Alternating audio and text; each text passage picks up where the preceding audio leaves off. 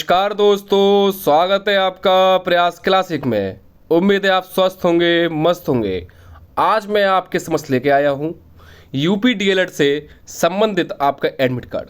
जी हाँ, आपकी परीक्षा डीएलएड वाले बच्चों की, आपका फर्स्ट सेमेस्टर वाले बच्चों की आपका एडमिट कार्ड जारी हो चुका है। यानी कि मैं कह सकता हूँ आपका जो एडमिट कार्ड है, प्रवेश पत्र है, वह आपका जारी हो चुका है। यानी कि आप अपने कॉलेज से या अपनी स्टूडेंट लॉगिन आईडी से आप प्राप्त कर सकते हो एडमिट कार्ड। ठीक है। और साथ ही मैं बता दूं कि ये है हमारा यूपी डीएलएड से संबंधित है। किससे? UP DElEd 2024।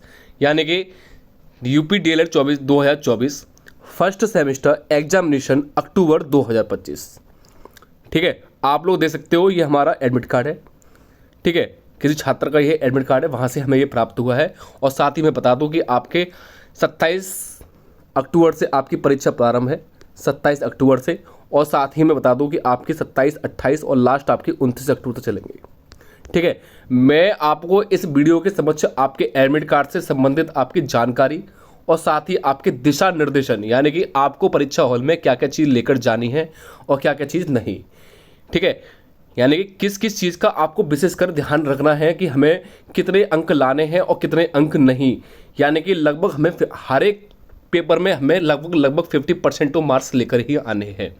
यदि आप 50% मार्क्स नहीं लेके आते, सपोज डेट यदि आप पे किसी में 50% मार्क्स से कम आते हैं, एक में बैक आ गई, सेकंड में बैक आ गई, सपोज डेट आपके यदि 2 सब्जेक्ट में बैक आती है, तो आपका कोई दिक्कत नहीं, आप इन दोनों को पेपर का बैक का फॉर्म भर सकते हो और आगे बढ़ सकते हो। लेकिन किसी कारणवश आपकी 3 सब्जेक्टों में बैक आ गई, तो आपका सेमेस्टर बैक होना सुनिश्चित है।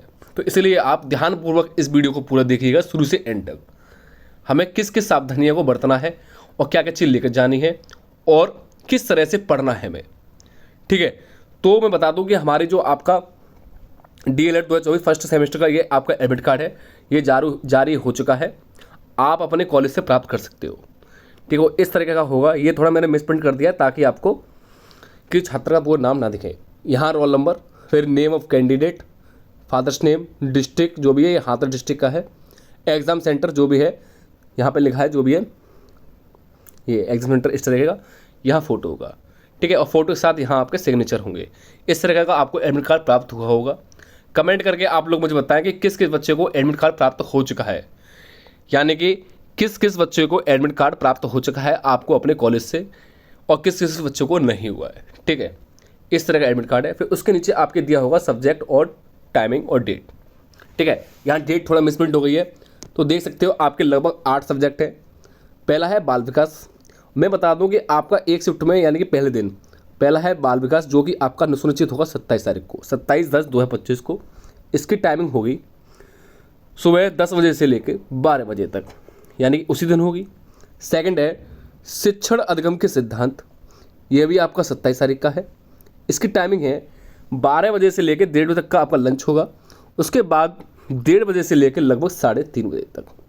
यानी कि मैं कह सकता हूँ कि आपके पहले दिन 2 पेपर होंगे। कौन कौन से?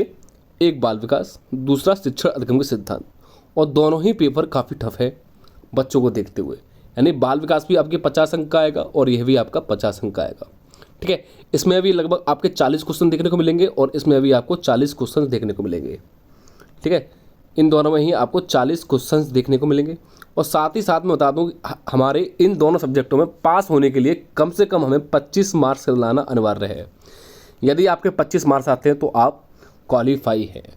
इससे ऊपर भी ला सकते हो, लेकिन कम से कम पास होने के लिए हमें 25 मार्क्स तो नंबर तो लाने ही पड़ेंगे। यदि नहीं लेकर आते तो आप फेल हो जाएंगे। यदि आपके 24 नंबर भी आ जाते हैं तो आप फेल हो। 25 नंबर लाना अति आवश्यक है। ठीक है। ये हमारा 27 तारीख को होना सुनिश्चित है एक दिन में। और इनकी समय अवधि देख सकते हो, ये 2-2 घंटे के हैं। 10 बजे से लेकर 12 बजे तक 2 घंटे, उसके बाद 1.5 घंटे का आपका विश्राम, लंच जो भी है, उसके बाद 1:30 बजे से 3:30 बजे तक 2 घंटे। यानी कि 27 तारीख को आपके 2 पेपर होंगे 2-2 घंटे के और 50-50 नंबर के 40 क्वेश्चन आएंगे। पास होने के लिए कम से कम आपको 25 नंबर लाना अनिवार्य होगा, जिसमें आपके 15-15 तो ऑब्जेक्टिव ही देखने को मिलेंगे। इसलिए आप विशेषकर ऑब्जेक्टिव पर ज़्यादा ध्यान दें। ठीक है। सेकंड दिन होगा आपका विज्ञान का जो कि आपका 28 तारीख को है। इसकी टाइमिंग है सुबह 10 बजे से 11 बजे तक, अर्थात 1 घंटा। उसके बाद गणित का 28 तारीख का, ये 11:30 बजे से लेके आधे घंटे का टाइम मिलेगा बीच में लंच का। उसके बाद 11:30 बजे से 12:30, ये भी 1 घंटा। उसके बाद हमारा उसी ही दिन होगा आपका किसका, सामाजिक अध्ययन का 28 तारीख का। यानी कि पहले दिन आपके 2 पेपर, दूसरे दिन आपके 3 पेपर। ठीक है, यह होगा हमारा 2 घंटे का।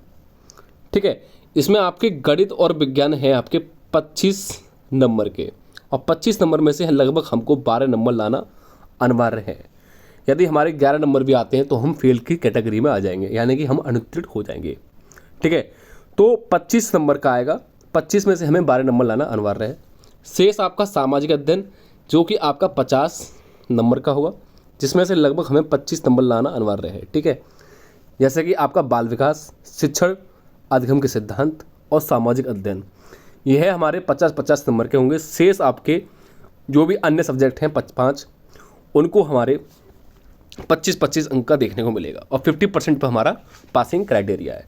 तो दूसरे दिन 3 पेपर, और फर्स्ट दिन आपके 28 तारीख को।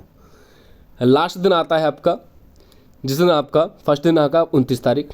29 तारीख को पहला पेपर होता है हिंदी का, जिसका टाइमिंग है 10 से 11। फिर है संस्कृत, जिससे बच्चे काफ़ी घबराते हैं। टेंशन ना करें, आप लोग घबराए नहीं। संस्कृत की वीडियो लगभग जिसमें आपके 5 से 6 नंबर आपको प्राप्त हो जाएंगे, उसकी वीडियो मैंने आपकी करा दी है, जिसका लिंक मेरे इस वीडियो के डिस्क्रिप्शन में पड़ा हुआ है। या फिर यदि आप नहीं दे सकते तो आप हमारे चैनल को सब्सक्राइब कर लें, उसमें हमारा ये प्राप्त हो जाएगा। और चैनल का नाम है प्रयास क्लासिक 01। ठीक है, प्रयास क्लासिक 01, इसको आप देख सकते हो, और साथ ही आप वहाँ से हमारी ये जानकारी प्राप्त कर सकते हो। और शेष मैंने आपकी डीएलएड की प्लेलिस्ट बना दी है, वहाँ से आप सारे पेपर और साथ ही आपकी जो भी जानकारी है वहाँ से प्राप्त कर सकते हो। ठीक है, संस्कृत का हमारा 29 तारीख को होगा, ये भी 11:30 से 12:30 बजे तक। लास्ट है आपका खुशी का दिन, और लास्ट पेपर है खुशी का दिन 29 तारीख का। कंप्यूटर को होगा 2 बजे से 3 बजे तक, यानी कि 3 बजे आपकी छुट्टी, यानी कि 2 बजे से लेकर 3 बजे तक आपका कंप्यूटर का होगा। यानी कि लास्ट दिन भी आपके 3 पेपर होंगे। ये सारे आपके 25-25 नंबर के हैं, और एक पेपर में लाना हमें 12 अंक अति आवश्यक है। जैसा कि आप देख सकते हो, पहले दिन आपके 2 पेपर होंगे, दूसरे दिन 3 पेपर, उसके बाद फिर 3 पेपर। तो ये टोटल मिला के हमारे 8 पेपर हैं। ठीक है, और सभी पेपरों में हमें 50% लाना अनिवार्य है। कितना? 50%। यदि हमारे 2 सब्जेक्टों में बैक आती है तो चल जाएगा, उस हम बैक का पेपर दे सकते हैं। लेकिन यदि हमारी 3 विषय में बैक आती है तो हम फेल हो जाएंगे। यानी कि हमें नेक्स्ट सेमेस्टर में ये सारे 8 सब्जेक्ट के पुनः पेपर देने पड़ेंगे। सेमेस्टर बैक हो जाएगा, हमारा जो सेमेस्टर है 6 महीने हम पीछे चले जाएंगे। तो आप इसका विशेष कर ध्यान करें कि हमारे जितने ऑब्जेक्टिव हो जाएं उतना हम अच्छा बेटर करें, और अति लघु उत्तरीय, क्योंकि यह हमारे ठोस नंबर होते हैं। ठीक है, अब देखिएगा हमें साथ लेकर क्या जाना है। देखिएगा जनरल इंस्ट्रक्शन है, उससे पहले देखिएगा इस प्रकार से हमारी कॉलेज में मोहर लगी होगी। यहाँ मैंने थोड़ा ब्लर कर दिया ताकि आपको दिखे ना। यहाँ लिखा हुआ है, उपरोक्त लिखित परीक्षा के संदर्भ में अंकित परीक्षा केंद्र, दिनांक एवं समय पर आपको परीक्षा में सम्मिलित होने की अनुमति दी जाती है। इसके लिए प्रवेश पत्र लाना अनिवार्य है। आपको अपना कक्षा परीक्षण है, उसमें प्रवेश के लिए आपको एक प्रवेश पत्र ले जाना अनिवार्य रूप से सुनिश्चित करता है। और इस तरीके से आपकी डाइट, जो भी आपकी डाइट है, जैसे कि ये डाइट हाथरस की डाइट है, वहाँ से आपकी ये मोहर और ये सिग्नेचर हो के आते हैं। तो इस तरीके की आपकी ये मोहर लगी होगी। ठीक है, नेक्स्ट जनरल इंस्ट्रक्शन देखिएगा, यहाँ से आपको काफ़ी समस्या का आपका उपचार हो जाएगा, निदान। देखिएगा टिप्पणी बोला है इसने, रिमार्क। टिप्पणी का मतलब रिमार्क। यदि किसी भी समय यह पाया गया कि आवेदन या चयन की तिथि को आपके प्रमाण पत्र फर्जी पाए जाते हैं, यानी कि आपके यदि जो भी प्रमाण पत्र हैं वो फर्जी पाए जाते हैं, तथा आप परीक्षा अर्हता की शर्तें पूरे नहीं करते हो, तो आपका अभ्यर्थन रद्द कर दिया जाएगा। ठीक है, यदि आप फर्जी पाया जाते हो, यदि आपके डॉक्यूमेंट फर्जी हैं, तो आपका जो भी है वो रद्द कर दिया जाएगा, और इसके विरुद्ध कोई अपील नहीं सुनी जाएगी। अतः आपसे वह उत्तरदायित्व है कि आप भलीभांति आश्वस्त हो, लेकिन आप परीक्षा की पात्रता की सभी शर्तों को पूरी करते हैं। ठीक है, आप ये देखें। नेक्स्ट ये आपका अनुदेश है, इसके देखिएगा। परीक्षा देने के लिए प्रवेश पत्र है। उल्लेखित परीक्षा केंद्र पर ही आपको सम्मिलित किया जाएगा और किसी अन्य केंद्र पर नहीं। यानी कि जो आपका एडमिट कार्ड पर परीक्षा केंद्र है आपको वहीं जाना है और किसी अन्य केंद्र पर नहीं। सेकंड टिप्पणी कहती है, सेकंड आपका इंस्ट्रक्शन है, रूल्स, वह कहता है आपका प्रवेश पत्र के अतिरिक्त अन्य कोई पत्र या पत्रादि, किताबी नोट या कैलकुलेटर या मोबाइल या स्मार्टफोन या अन्य कोई यांत्रिक साधन परीक्षा केंद्र में ले जाने की अनुमति नहीं होगी। ठीक है, ये हो गया। उसी के साथ में बता दूं कि आपका स्मार्टफोन या अन्य कोई यांत्रिक साधन परीक्षा केंद्र में ले जाने की अनुमति नहीं होगी। अनुचित साधन प्रयोग में संलिप्त पाए जाने वाले अभ्यर्थियों का परीक्षा फल निरस्त कर उसके विरुद्ध दंडात्मक कार्रवाई की जाएगी। यानी कि इसने यह बोला है सेकंड रूल में कि आपका परीक्षा हॉल के अंदर आपको अपना एडमिट कार्ड ले जाना है। क्या? Admit card. ठीक है, एडमिट कार्ड ले जाना है और साथ ही आपके जो भी पेन पेंसिल है वो, ठीक है, पेन पेंसिल साथ, और इसके साथ आपको और कोई चीज़ नहीं लेकर जानी। पेन पेंसिल एडमिट कार्ड, आपको यही चीज़ लेकर जानी है, अनावश्यक चीज़ें, या सिंपल कहूँ कि आपको कैलकुलेटर, मोबाइल या स्मार्टफोन या नोटबुक या अनावश्यक किताब कॉपी आपको अंदर नहीं लेके जानी। यदि आप अंदर ये पकड़े जाते हो तो आपके विरुद्ध कार्रवाई करी जाएगी, वो भी दंडात्मक, और साथ में आपका रजिस्ट्रिकेट भी कर दिया जाएगा। तो इसलिए आप ये विशेष कर ध्यान करें कि हमें केवल अंदर 2 ही चीज़ लेकर जानी है, अनावश्यक चीज़ नहीं। थर्ड पॉइंट कहता है आपका परीक्षा प्रारंभ हो जाने पर जब तक परीक्षा समाप्त ना हो जाए आपको परीक्षा कक्ष के बाहर जाने की अनुमति नहीं होगी। यानी कि जब तक आपका जो भी समय है आपका 2 घंटे या 1 घंटे का, जब तक आपका परीक्षा समाप्त नहीं होगी तब तक आप बाहर निकलने नहीं दिए जाओगे। अंदर ही आपको परीक्षा देनी पड़ेगी। ये नहीं कि आपका बहुत से बच्चे कहते हैं सर हमारा पेपर हो गया हम बाहर जा रहे हैं, लेकिन ऐसा नहीं होगा। परीक्षा समाप्त हो जाने पर आपको अपनी उत्तर पुस्तिका कक्ष निरीक्षक को सौंपे बिना कक्ष के बाहर नहीं जाने की अनुमति होगी। बहुत से बच्चे क्या करते हैं कि परीक्षा हो जाती है और अपनी जो नोटबुक है वो आपके डेस्क पर रखकर चले जाते हैं और वो आपका अमान्य माना जाएगा, उसके प्रति आपके प्रति कार्रवाई कर दी जाएगी। तो आपका जैसे भी आपका टाइम होता है आप अपनी कॉपी सबमिट अपने जो कक्ष निरीक्षक हैं उनको देने के पश्चात ही आप अपने कक्ष से बाहर निकल सकते हो। ठीक है। फोर्थ पॉइंट कहता है आपका कक्ष निरीक्षक द्वारा दिए गए परीक्षा के संबंध में निर्देशों का अनुपालन करेंगे। यानी कि आपका जो भी कक्ष निरीक्षक होगा वो आपको जो भी रूल्स या जो भी नियम बताएगा कि इस तरीके से आप कॉपी फिल करें, या आपको जिस तरीके से भी आपको स्व अनुशासन में बैठाएगा उस तरीके से आपको बैठना है और अनुशासन का पालन करना है। फिफ्थ पॉइंट कहता है आपका परीक्षा के लिए की गई यात्रा व ठहरने संबंधी व्यय व व्यवस्था आपको स्वयं करनी होगी। यानी कि आप यदि चाहते हो कि यदि आपका क्षेत्र, यदि आप लगभग 100 किलोमीटर दूर से यदि परीक्षा देने आ रहे हो तो ये आपकी ही जिम्मेदारी है कि आपके पास जो एग्ज़ाम हॉल के पास जो भी आप रहने ठहरना चाहते हो तो वो आपकी स्वयं की जानकारी है, ना कि किसी कक्ष निरीक्षक की, ना कोई विद्यालय वालों की। तो ये आपकी जानकारी है, ये आपको खुद करना पड़ेगा। 100 किलोमीटर का रास्ता आपको स्वयं तय करने के पश्चात अपने ठहरने की व्यवस्था, खाने की व्यवस्था आपको स्वयं करनी पड़ेगी। आपको किसी अन्य पे नहीं डिपेंड रहना है। ठीक है। अगला पॉइंट कहता है आपका प्रवेश पत्र में किसी भी प्रकार की त्रुटि तो डाइट के माध्यम से, ये आपकी साइट है, ये देख लेना, मैं जूम कर देता हूँ ताकि आपको दिख जाए। ये डाइट के माध्यम से support@updledexam.in पर यदि आपको लगता है कि हमारे एडमिट कार्ड पर यदि कोई भी त्रुटि है तो आप इस डाइट की साइट पर जाकर ये प्राप्त कर सकते हो और वहाँ से बोल सकते हो पर ईमेल के द्वारा प्रत्यावेदन पर त्रुटि का सुधार कर लें। यदि कोई डाइट पर कोई हमारी एडमिट कार्ड पर कोई फोटो या नाम या किसी में त्रुटि लगती है तो हम support@updledexam.in पर जाकर ईमेल कर सकते हैं। अगला 7 पॉइंट कहता है आपका परीक्षार्थी परीक्षा प्रारंभ होने से 15 मिनट पूर्व परीक्षा केंद्र पर अवश्य पहुंच जाएं और अपना निर्धारित स्थान समय से ग्रहण कर लें। निर्धारित समय के उपरांत परीक्षा केंद्र पर प्रवेश की अनुमति नहीं दी जाएगी। सपोज दैट कि आपकी परीक्षा, आपको यदि पता है कि हमारे 10 बजे से प्रारंभ है, तो हमें परीक्षा केंद्र के अंदर कक्ष में 9:30 बजे तक अंदर पहुंचना अति आवश्यक है। हालांकि 20 मिनट बोला है इसने 9:40 तक, लेकिन हमें 9:30 बजे तक पहुंचना अति आवश्यक है। काफ़ी बच्चे क्या करते हैं, करेक्ट 10 बजे जाते हैं, तो यदि 10 बजे जाते हैं तो आपके जो विद्यालय होता है वो आपका गेट बंद कर देता है अपने विद्यालय का, और बच्चे कहते हैं कि हमें परीक्षा नहीं दी गई। यदि आपकी कुछ ज़्यादा ही इंपॉर्टेंट काम हो, यदि आपको ट्रैफिक में लेट होते तो बात अलग है, लेकिन विशेषकर बच्चे बाहर ही खड़े रहते हैं तब भी आपके 10 बजे अंदर एंटर करते हैं, तो यह है बिल्कुल बात सरासर गलत है।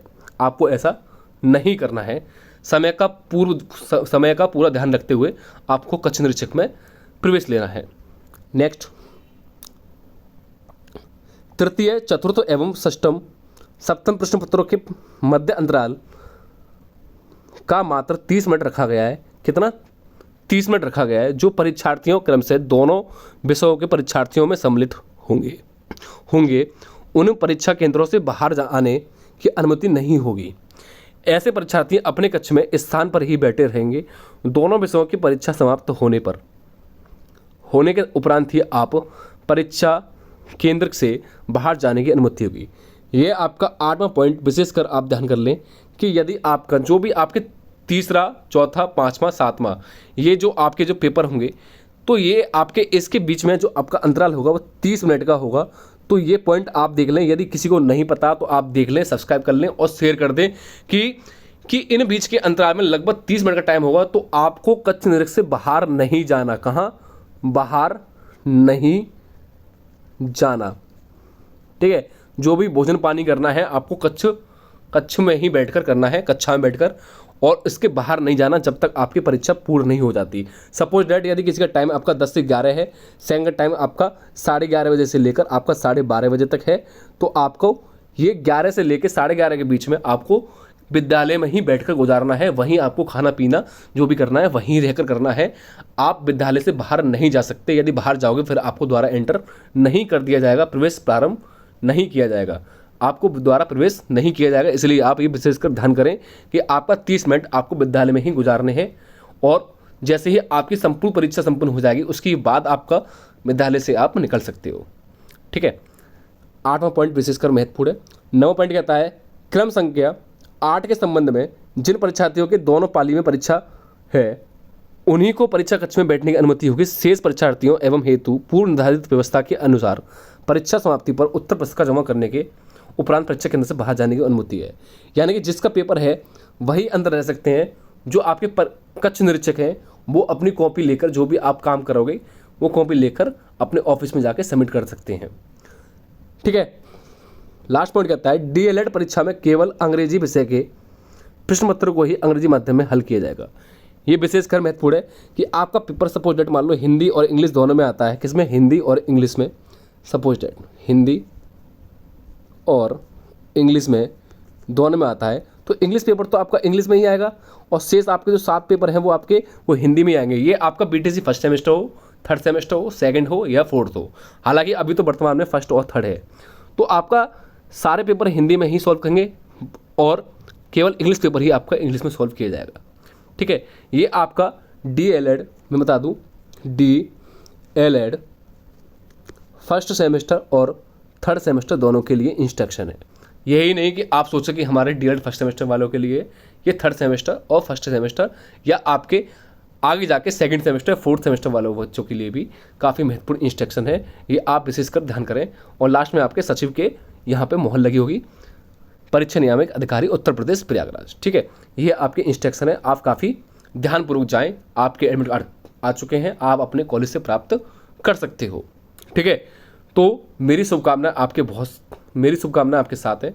आपका पेपर काफ़ी अच्छा हो। मैं तो यही चाहूँगा कि आपके लगभग 95% बने। कितना? 95% आपकी बने। आप 50 में से 49 नंबर तो 100% प्राप्त करें, मैं तो यही चाहूँगा। यदि आपको डीएलएड से संबंधित कोई जानकारी चाहिए तो आप हमारे नंबर पर इस पर संपर्क कर सकते हो 90 58 20 84 29 पर। और साथ ही मैं बता दूं कि आप हमारे यदि चैनल से नहीं जुड़े हुए हो तो एक बार हमारे चैनल को आप सब्सक्राइब अवश्य कर लो। और हमारे डीएलएड की एक प्लेलिस्ट बन चुकी है, आप वहाँ से डीएलएड की परीक्षाएं दे सकते हो। वहाँ बाल विकास शिक्षा अधिगम का पेपर या आपके नोट्स वहाँ प्रोवाइड कर दिए गए हैं, वहाँ आप दे सकते हो। उसका लिंक मैंने इसकी वीडियो में डिस्क्रिप्शन में दे दिया है, और नहीं तो आप हमारे चैनल पर देख सकते हो। और हमारे चैनल को आप शेयर अवश्य कर दें और कमेंट करके आप अवश्य बताएं कि आपको हमारी ये वीडियो कैसी लगी, और लाइक करना ना भूलें। ठीक है, मेरी शुभकामनाएं आपके साथ हैं कि आपका पेपर काफ़ी अच्छा हो, बहुत बढ़िया हो। ठीक है, बहुत बहुत शुभकामनाएं। मिलते हैं नेक्स्ट वीडियो में। धन्यवाद। जय हिंद, जय भारत।